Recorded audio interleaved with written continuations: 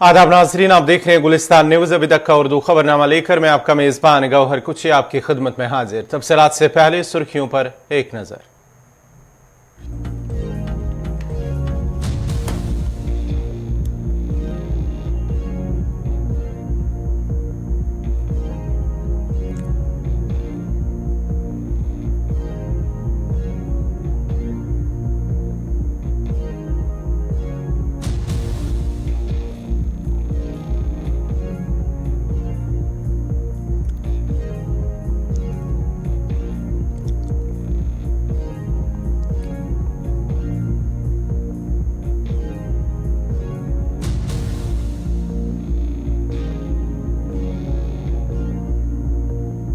आदाब नाज़रीन, आप देख रहे हैं गुलिस्तान।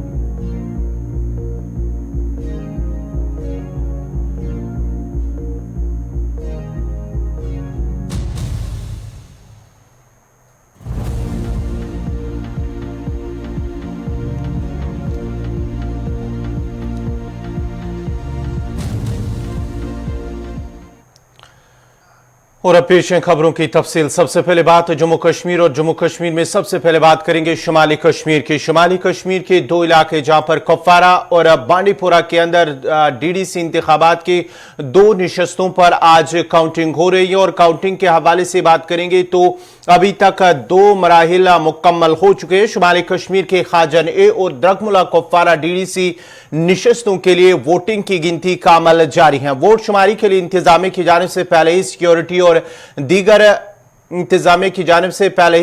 और दीगर इंतजामात मुकम्मल किए गए थे। जिला तरक्याती कमिश्नर बांडीपुरा ने जहां हाजन ए इलाके जहां पर यह काउंटिंग सेंटर है वहां पर उनका दौरा किया। उसके साथ साथ ही जिला तरक्याती कमिश्नर कुपवारा ने भी काउंटिंग मरकज का दौरा करते हुए इंतजामात का जायजा लेकर इत्मीनान का इजहार किया है। उसके साथ साथ ही अगर हम बात करेंगे कि द्रगमुला डीडीसी निशस्त के लिए वोट शुमारी का अमल जो है वो ITI कुपवारा इंस्टीट्यूट के अंदर वो इस वक्त जारी है। दूसरे राउंड जो दो राउंड अभी तक है वो मुकम्मल हो चुके हैं और दूसरे राउंड में नेशनल कॉन्फ्रेंस 235 वोटों से आगे हैं।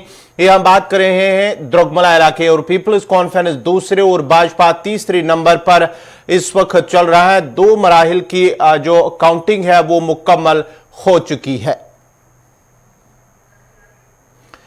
आपको बताते चले कि रवा माह की 5 तारीख को दोनों मकामात दोनों नशस्तों पर वोटिंग हुई थी और उसके बाद ही आज सुबह करीब 8:30 बजे के बाद ही जो वोट शुमारी का अमल है वो दोनों मकामात पर शुरू हुआ है और अभी तक वोट शुमारी का अमल जारी है।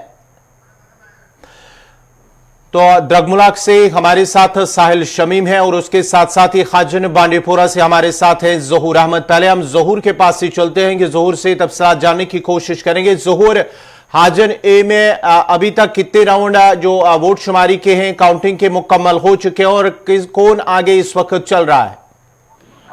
बिल्कुल गवर, अभी हम जो स्ट्रांग रूम यानी काउंटिंग रूम के बाहर हैं और बांडीपुर मैन्युफैक्चर में, लेकिन अभी जो काउंटिंग का सिलसिला अभी पहला राउंड जो है अभी यहाँ चालू हुआ है और अभी जो है अभी अपडेट आना बाकी है और यहाँ पे जो है अभी राउंड का जो सिलसिला है वो यहाँ पे जो सारे इसको इंतजार में लगे हुए हैं। हालांकि कुछ मिनट में ही बताया जा रहा है कि पहला राउंड का जो यह है ये सामने आएगा और यहाँ पे बताया जा रहा है कि अभी जो है कहना अभी मुनासिब नहीं होगा और यहाँ पे जो है कंटिन्यू देख रहे हैं जो यहाँ के एजेंट्स लगे हुए हैं जो बाहर निकल रहे हैं जो अपडेट के लिए अपने वर्करों को दिखा रहे हैं। लेकिन अभी जो है पहला राउंड है वो अभी मुकम्मल नहीं हुआ है। हालांकि कुछ मिनट में ही हमें पता चलेगा कि यहाँ पे जो है कितना कौन निकल, लेकिन हमें बताया जा रहा है कि लेकिन अभी हम स्ट्रांग रूम के बाहर है। ये दिखाई गए यहाँ पे जो है ये स्ट्रांग रूम के बाहर है और यहाँ पे जो जमादानी देखने को मिले और बताया जा रहा है कुछ मिनट में ही यहाँ पहला निशस्त जो है वो पता चलेगा। ज़हूर, आप हमारे साथ बने रहे। पहले चलते हैं द्रगमुला जहां हमारे साथ है साहिल शमीम। साहिल, ये जो खबर आ रही है कि दो मराहिल वहां पर मुकम्मल हो चुके हैं काउंटिंग के, दोनों दूसरा मराहिल जो है नेशनल कॉन्फ्रेंस इस वक्त आगे चल रहा है, तो क्या कुछ अपडेट है? क्या तीसरा मरहला मुकम्मल हो चुका है? क्या कुछ अपडेट है? जी गवर, मैं आपको बता दूं, मैं इस वक्त जो हूँ ITI कुपवारा के पास में इस वक्त खड़ा हूँ, जहाँ से मैं इस वक्त जो है लाइव आपको दिखा रहा हूँ कि यहाँ पर जो है सुबह 9 बजे जो है यहाँ पर काउंटिंग जो है वो शुरू हुई है। अगर हम इस द्रगमुला डीडीसी कॉन्स्टिट्यूंसी की बात करेंगे, यहाँ पर जो है इस कॉन्स्टिट्यूंसी में 10 उम्मीदवार है। अगर हम बात करेंगे इस वक्त जो एक राउंड जो है मुकम्मल हुआ है, हालांकि पहले जो है सबसे पहले यहाँ पर जो है माइग्रेंटों के वो जो है वो बक्स खोले गए हैं, उसमें जो है बीजेपी लीड कर रही थी, लेकिन बाद में जब राउंड कंप्लीट हो गया तो इसमें जो है इस वक्त इंडिपेंडेंट कैंडिडेट जो है आमिना मजीद, हालांकि उसको जो है सपोर्ट एनसी का मिल रहा है, तो वो जो है अभी नंबर 1 पे है, वो लीड कर रही है। अगर हम बात करेंगे यहाँ पर जो है पीपल्स कॉन्फ्रेंस और एनसी के दरमियान जो है वो टक्कर यहाँ पर देखने को मिल रही है। अगर हम बात करेंगे कि इस डीडीसी कॉन्स्टिट्यूंसी द्रगमुला की, तो द्रगमुला कॉन्स्टिट्यूंसी में जो है 10,700 वोट जो है वो पाल हुए थे, तो आज जो है उसकी गिनती जो है सुबह 9 बजे शुरू हुई है, अभी जो है लगातार वो जारी है। जी गवर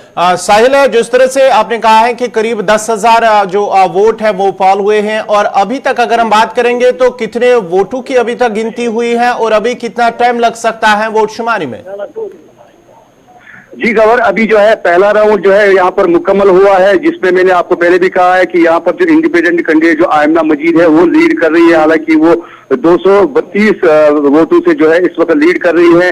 इसके दूसरे नंबर पे जो है वो पीपल्स कॉन्फ्रेंस है, तीसरे नंबर पे जो अपनी पार्टी, और चौथे नंबर पे जो है वो पीडीपी यहाँ पे दिख रही है। अगर हम बात करेंगे इसमें अभी टाइम लग सकता है, कितना टाइम लगेगा ये तो आने वाला वक्त ही बताएगा, क्योंकि काउंटिंग जो है वो जारी है। अगर हम बात करेंगे यहाँ पर डिप्टी कमिश्नर कुपवाड़ा ने जो है वो भी उन्होंने भी जो है इस काउंटिंग सेंटर का जो है आज खुद मुआयना किया, और यहाँ पर जो है इनको हिदायत दी कि पीसफुली जो है यहाँ पर ये काउंटिंग होनी चाहिए। जिस तरह से यहाँ पर इलेक्शन पीसफुली हुआ है, उसी तरह यहाँ पर आज काउंटिंग भी होनी चाहिए पीसफुली। और अगर हम सिक्योरिटी की बात करेंगे, सिक्योरिटी की जो है यहाँ पर पुख्ता इंतजाम है, और हालांकि इस कड़ाके की ठंड में जो है मुलाजिमों के लिए गर्मी का भी इंतजाम रखा गया है और खाने पीने का भी इंतजाम रखा गया है। जी यानी ये कहा जाए कि जो मुकाबला इस वक्त जो चल रहा है, पहले राउंड के हवाले से अगर हम बात करेंगे, नेशनल कॉन्फ्रेंस और पीपल्स कॉन्फ्रेंस के दरमियान सख्त मुकाबला जो है इस वक्त चल रहा है, और अभी भी कुछ जो राउंड है वो अभी बाकी है।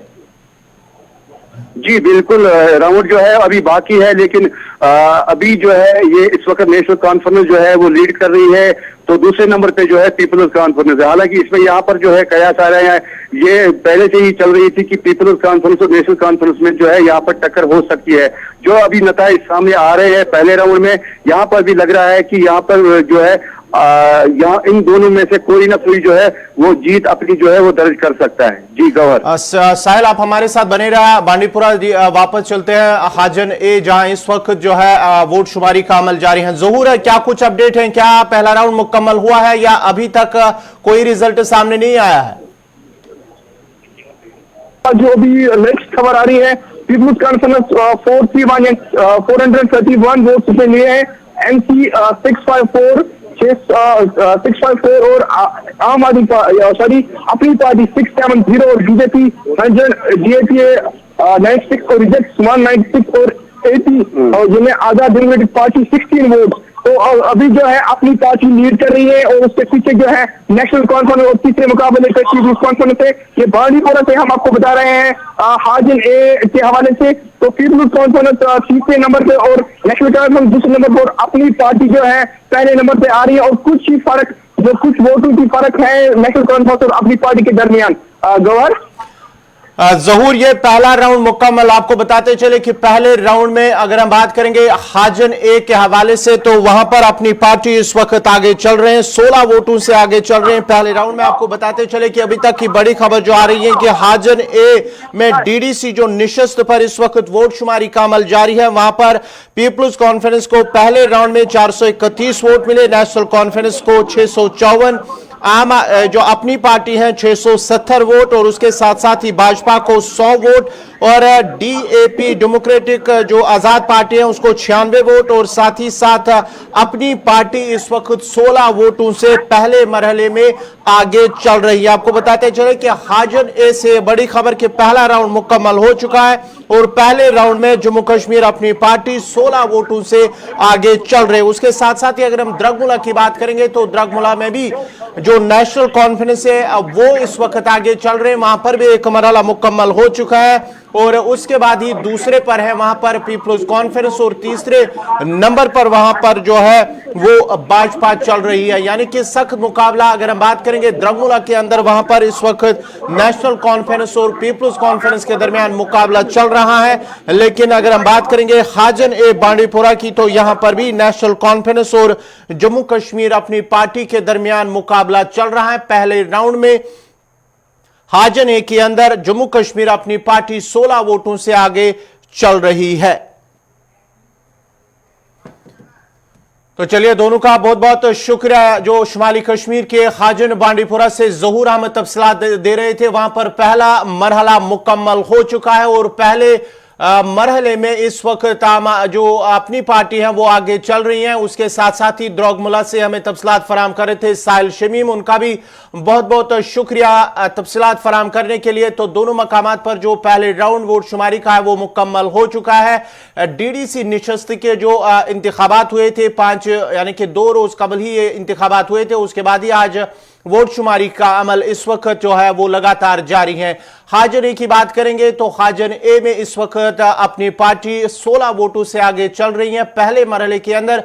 उसके साथ साथ ही अगर हम बात करेंगे द्रोगमुला के अंदर, वहां पर नेशनल कॉन्फ्रेंस इस वक्त पहले मरहले के बाद ही आगे चल रहे हैं, लेकिन अभी भी वोट शुमारी का अमल जारी है। बात करेंगे अब मुल्क की 2 दीगर बड़ी रियासतों का, जहां पर गुजरात और हिमाचल प्रदेश में वोटों की गिनती शुरू हुए तकरीबन 3 घंटे से भी ज्यादा हो चुका है। अब तक हासिल रुझानात में बीजेपी बहुत मजबूती के साथ गुजरात में हुकूमत बनाती हुई दिखाई दे रही है। ऐसा लग रहा है कि बीजेपी की आंधी में आपके साथ साथ कांग्रेस भी उठ गई है। 182 असेंबली सीटों में से 158 असेंबली सीटों पर बीजेपी के उम्मीदवार आगे चल रहे हैं, जो बीजेपी की आंधी की तरफ साफ इशारा कर रहे हैं।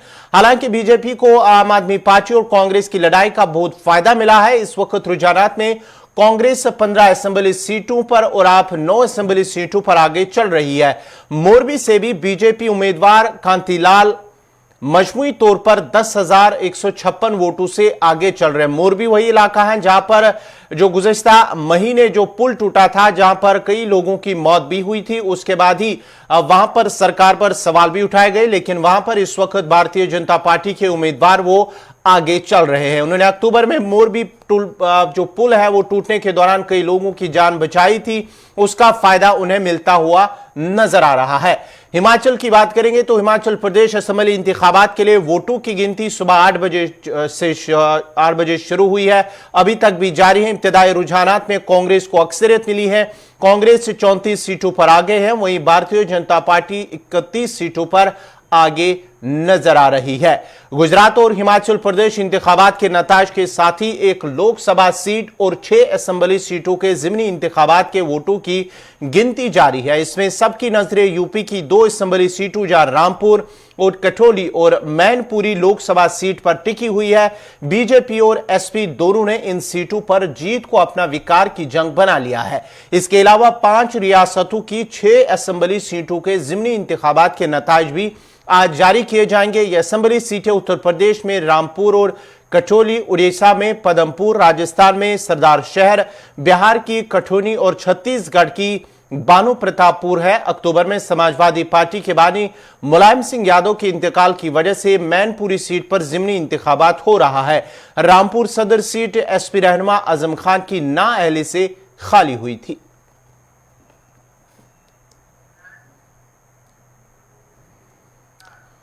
अब बात जरा किश्तवाड़ की भी करते हैं। किश्तवाड़ में सड़क के एक हादसे में एक शख्स जान बहक जबकि 2 दीगर जख्मी हुए हैं। किश्तवाड़ से केशवन की तरफ जा रही एक सेंट्रो कार सरकावरी के मकाम पर ड्राइवर के काबू से बाहर होकर एक गहरी खाई में जा गिरी, जिस दौरान कार में सवार 3 अफराद जख्मी हो गए। हादसे की इत्तला मिलते ही पुलिस और मकामी लोगों ने रेस्क्यू ऑपरेशन शुरू करते हुए सभी जख्मियों को डिस्ट्रिक्ट अस्पताल किश्तवाड़ ले जाया, जहां सजन कुमार नामी शख्स जख्मों की ताब न लाते हुए दम तोड़ बैठा, जबकि एक जख्मी को इब्तिदाई इलाज मुआलजे के बाद जीएमसी जम्मू मुंतकिल किया गया। जहां बाग शख्स की शिनाख्त सजन कुमार और जख्मियों की शिनाख्त केशवन के रहने वाले अंकुश कुमार और राहुल कुमार के बतौर हुई है।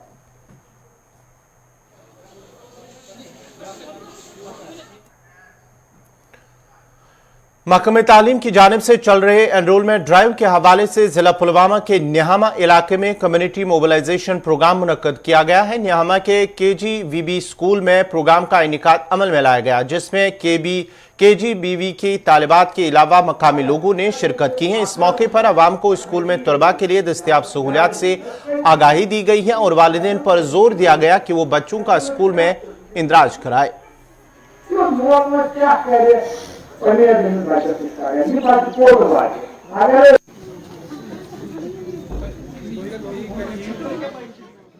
आज हम यहाँ पे कस्तूरबा गांधी विद्यालय ये जो है यहाँ न्यामा का यहाँ आए थे। यहाँ कम्युनिटी मोबिलाइजेशन एक प्रोग्राम है यहाँ, क्योंकि इनकी इनटेक कैपेसिटी जो है 50 स्टूडेंट्स है और at the end of the session हम हर साल ये कम्युनिटी मोबिलाइजेशन मुनक्कद करते हैं ताकि लोगों को अवेयर करेंगे इसके बारे में कि यहाँ कौन कौन सी सहूलियात हैं बच्चों के लिए, पढ़ाने की है, खाने की है, यूनिफॉर्म की है, किताबों की है, रेजिडेंशियल जो सहूलियत यहाँ है, ताकि लोग इससे अवेयर हो जाएंगे और अपने बच्चों को यहाँ उनका एडमिशन कराएंगे।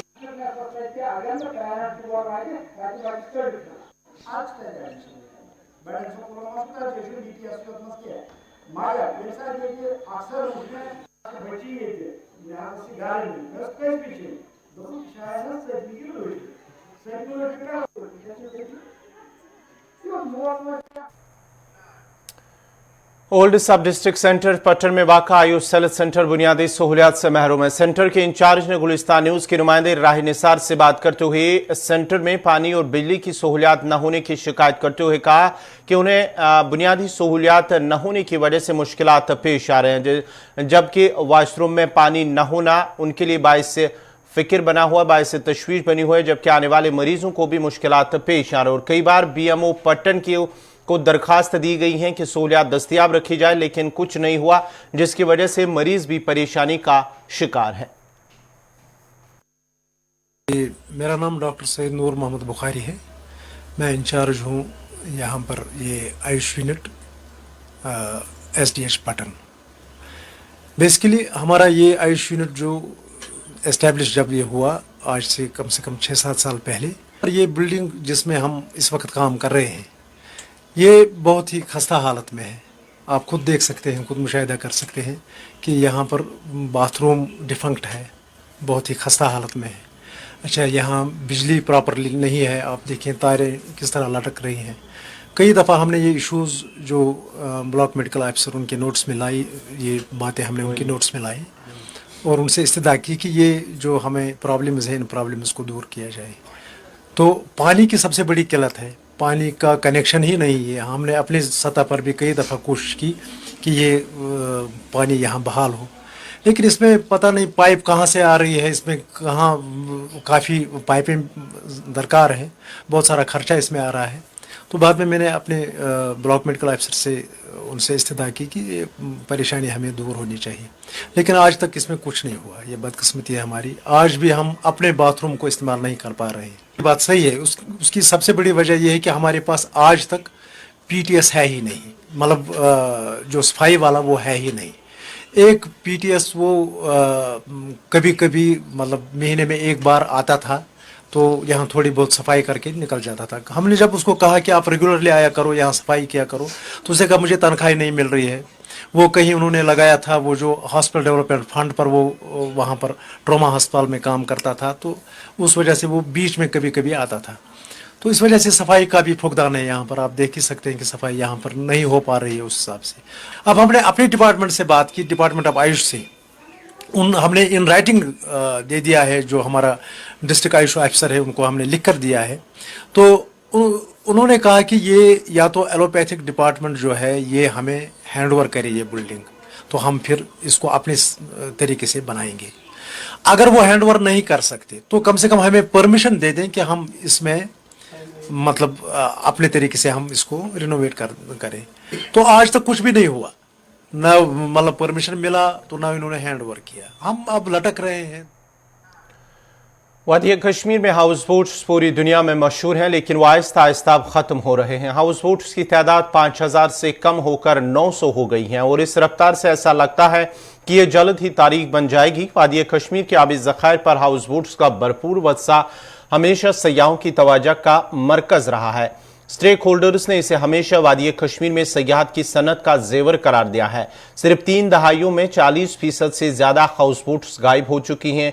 झील पर रहने वाले लोगों का कहना है कि उन्हें हाउस बोट्स की मरम्मत की इजाजत नहीं मिल रही है। इन हाउस बोट्स की बहाली के लिए बड़ी तादाद में मरम्मत की दरख्वास्तें हुकूमत के पास ज़ेरी इल्तिवा है और न खत्म होने वाले इंतजार की वजह से इन हाउस बोट्स की तादाद में कमी वाक़ा हुई है। हाउस बोट मालिकान का इल्जाम है कि इंतजामिया उनके साथ नाइंसाफी कर रही है।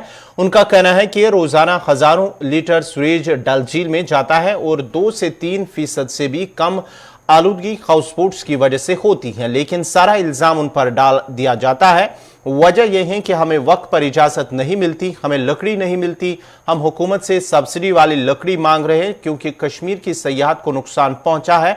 और उन्हें कहा है कि इंतजामिया को इस कम्युनिटी की मदद के लिए आगे आना चाहिए, वरना सिर्फ 900 हाउस बोट से भी कम रह जाएंगी। देखिए, जहाँ तक हाउस बोट्स का मसला है, तादाद का मसला है, वो बिल्कुल अभी बहुत कम हुआ है। चार वाटर बॉडीज़ में अभी मेरे को लगता है फंक्शनल जो होंगे यूनिट 7 से 750 तक होंगे। पहले ये हज़ारों की तादाद में हुआ करते थे। रिवर जहलम, सूटी कॉल, निगीन, डल लेक। तो आपको लग रहा है कि आपने खुद भी विटनेस किया होगा कि हर साल ये इनमें कमी आती है। कोई आग के जद में आता है, कोई नेचुरल क्लाइमेटी की जद में आता है, डूब जाता है, फिर उसको हम बना नहीं पा रहे हैं। क्योंकि मसला है ये है कि कोर्ट में ये मसला है हाउस बोट रिनोवेशंस का, रिपेयरिंग का। तो नया तो हम कंस्ट्रक्ट कर ही नहीं सकते हैं। तो मेरे को लगता था इसमें कोर्ट की इंटरफेरेंस नहीं होनी चाहिए थी। हमारी ये डिमांड है अभी भी, मतलब क्योंकि जो हाउस बोट एग्जिस्टिंग यूनिट्स हैं उनको हम उसी तरीके उतनी मकदार में with in the parameters renovate करना चाहते हैं, अपग्रेड करना चाहते हैं। उसके लिए हमें परमिशन की ज़रूरत अगर होनी भी चाहे, that should be department of tourism और जो लावड़ा है, क्योंकि उनकी नज़र में ये मतलब हैं और कोर्ट की इंटरफेरेंस इसमें नहीं होनी चाहिए। तो उसकी वजह से हम बहुत ज़्यादा सफ़र कर रहे हैं। कोर्ट की वजह से लोग रिपेयर नहीं कर पा रहे हैं, अपने यूनिट्स को बचाना मुश्किल हो रहा है, क्योंकि ये स्ट्रक्चर जो है मतलब कोई 60 ईयर्स, 70 ईयर्स, 80 ईयर्स इसकी एज है किसी की। तो जो इनका बॉटम होता है तो उनको हर साल रिपेयरिंग की ज़रूरत होती है। तो वो हम कर नहीं पा रहे हैं क्योंकि बड़ा मुश्किल हो रहा है कोर्ट से हमें ऑर्डर्स निकालना। अगर देखिए रिसेंटली पिछले साल 9 हाउस बोट्स करीब आग के जद में आ गए, 7 नगीर में आ गए, 2 डल लेक में आ गए। तो जेन्युइन केस है, हर एक को पता है। वो विद हमारे मतलब जो स्टेट में है जितनी एडमिनिस्ट्रेशन को पता है, बाहर नेशनल लेवल पे पता है। तो उनके ऑर्डर्स भी अभी हमारे पास पहुंचे नहीं कि वो नया बनाए। वो बेचारे भी बड़ी मुश्किल में सफ़र कर रहे हैं। ऐसे बहुत सारे हाउस बोट ऑनर्स हैं जो इसके शिकार हो रहे हैं और हाउस बोट की तादाद दिन ब दिन कम होती जाएगी। देखिए, ये जो गवर्नमेंट की तरफ से एक ऑर्डर निकला था हमारे ऑफिस, वो 24 जून को पहुंचा था कि सब्सिडाइज टिम्बर आपको दिया जाएगा। मगर सब्सिडाइज टिम्बर ठीक है, हम लेने के लिए तैयार हैं, हमें चाहिए। मगर जब तक हमें परमिशन नहीं मिलेगा रिनोवेशन का, मेरे को नहीं लगता कि टिम्बर उतना इम्पोर्टेंट है। फिर जब हमें रिनोवेट किया जाएगा फ्रीली तो फिर टिम्बर की भी हमें अशद ज़रूरत है। चलो वैसे वेलकम स्टेप की टिम्बर हमें मतलब अलॉट किया गया, एक ऑर्डर निकला है अभी तक, मगर वो भी इम्प्लीमेंट नहीं हुआ है। जब अभी 6-7 महीने मेरे को लगता है ज़्यादा ही होने को हो गए, तो अभी भी हमें उससे महरूम ही रखा गया है। हमारी तरफ से जो भी फॉर्मेलिटीज़ थी हमने डिपार्टमेंट को दे दी है, टूरिज़्म डिपार्टमेंट को, फॉरेस्ट डिपार्टमेंट को दे दी है। तो अभी मेरे को नहीं लगता है किसी को दिया गया है। देखिए, मेरे को लगता है हाउस बोट को ज़्यादा हाईलाइट किया गया, वो टारगेट बनाया गया कि जहाँ तक पोल्यूशन का सवाल है, डल के पोल्यूट होने का सवाल है। इतने सारे एरियाज़ हैं डल के इर्द गिर्द, तो उनको भी देखिए कि उनसे कितना डल पोल्यूट होता है। तो ये उन बेचारों की भी गलती नहीं है जो डल में रहते हैं या डल के बैंक्स पे रहते हैं या इतने भी एरियाज़ हैं वहाँ पे। गवर्नमेंट को मतलब उनके पास सोर्सेज होते हैं, एक अच्छी पॉलिसी के साथ आना चाहिए। ये जो सेवरेज सिस्टम है हमारा, कॉमन STP जो भी उनके जहन में होता है, तो ये कब का मसला हल होता है। मगर एक चीज़ है कि बदकिस्मती अभी वो भी, उस पर भी काम तो चल रहा है कहीं कहीं जगह, मगर पूरा अभी नहीं हुआ है। तो मेरे को नहीं लगता है कि हाउस बोट को टारगेट किया जाए, या मतलब जो लोगों के जहन में है या एडमिनिस्ट्रेशन के जहन में है कि हाउस बोट की वजह से हुआ है ये डल पोल्यूट, ऐसी बात नहीं है। बहुत सारी सर्वेज भी हुई हैं जिनमें बिल्कुल देखा गया है कि डल हाउस बोट की वजह से कितना पोल्यूट होता है। मैं एक मिसाल देना चाहता हूँ, अगर हम आउटसाइड द कंट्री जाए, जहाँ मतलब हमारा एक साउथ ईस्ट एशिया एक मतलब टूरिज़्म हब है, वहाँ पे इतने सारे करोड़ों में लोग जाते हैं और बैंक ऑफ द रिवर्स इतनी अच्छी एक्टिविटीज़ होती हैं रिवर्स में, लेक्स में, और बड़े बड़े होटल्स तो उधर ही हैं। तो जब वो मतलब टूरिज़्म पर्पज़ की वजह से उन चीज़ों को अच्छी तरह से सेटअप कर सकते हैं, व्हाई नॉट हियर। तो क्योंकि जैसे डल लेक है, निगीन लेक है, हाँ ये गवर्नमेंट का काम है, ये हमारा काम नहीं है। हम उनके साथ हमेशा, हमारी तरफ से जो भी सपोर्ट उनको चाहे हम उनके साथ। जिला बडगाम के चाडोरा के लोगों ने एलजी इंतजामिया से रेवेन्यू रिकॉर्ड की दोबारा आबादकारी की अपील की है। मकामी लोगों का कहना है कि साल 2010 में जब महकमे रेवेन्यू की तरफ से जमीन की तस्फिया की गई थी, जमीन का रिकॉर्ड 25% गलत और उसमें कुछ खामियां पाई गई, जिस दौरान एक शख्स की जमीन दूसरे के नाम पर रजिस्टर है जिनका जमीन पर कोई हक नहीं है। मकामी लोगों ने एलजी इंतजामिया से अपील की है कि जमीन की दोबारा निशानदेही की जाए ताकि लोगों के खदशात दूर हो सके।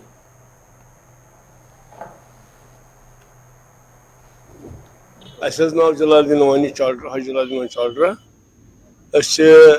रोजन वल रिसेंटली आज ब्रो 5-10 वरी गवर्नमेंटन कोर्मुत सेटलमेंट जमीन